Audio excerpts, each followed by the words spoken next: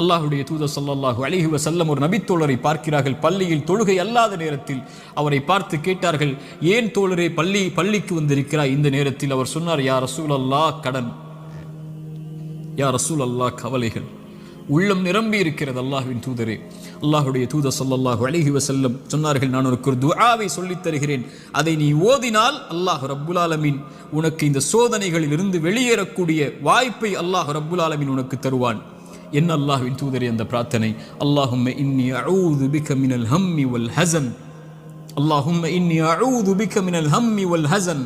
யா அல்லாஹ், என்னுடைய துக்கம், என்னுடைய எதிர்காலம் என்ன ஆகப் போகிறது, நான் எதை நோக்கி செல்லப் போகிறேன், என்னுடைய வருமானம் என்ன ஆகப் போகிறது, இவ்வளவு கஷ்ட இழப்புகளை சந்தித்து விட்டேனே, இனிமேல் என்ன ஆகப் போகிறது என்ற கவலையில் இருந்தால், யா அல்லாஹ், அந்த துக்கத்தை நீக்கு யா அல்லாஹ்.